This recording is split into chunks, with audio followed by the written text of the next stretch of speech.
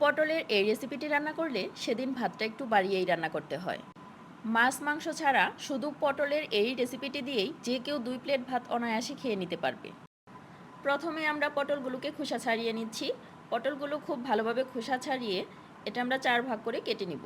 আপনারা চাইলে 2 ভাগ করেও কেটে নিতে পারেন। 4 ভাগ করলে এর ভিতরে মশলাগুলো খুব ভালোভাবে প্রবেশ করতে পারে এবং এটি খেতে অনেক বেশি মজার হয়। এই রান্নাটি একদম সহজ হলেও এর টেস্ট কিন্তু অসাধারণ। যে একদমই পটল পছন্দ করে না সেও এই রান্নাটি অনেক বেশি পছন্দ করবে। সবগুলো পটল কাটা হয়ে গেলে পরিষ্কার করে এখন এতে মশলা মাখিয়ে নিব।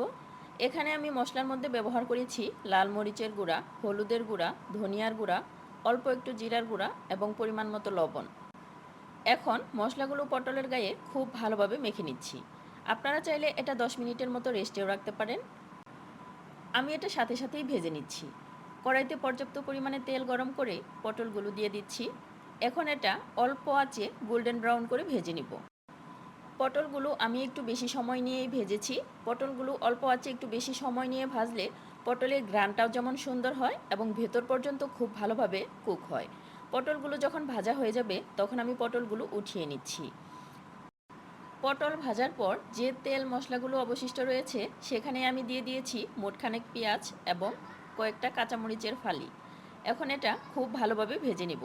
পেঁয়াজগুলো একদম মুচমুচে করে ভাজতে হবে, তাহলেই এই রেসিপিটার আসল টেস্ট পাওয়া যাবে। এখন পেঁয়াজ বেরেস্তার সাথে ভেজে রাখা সেই পটলগুলো দিয়ে একটু ভেজে নিলেই হয়ে যাবে পটলের অসাধারণ রেসিপি।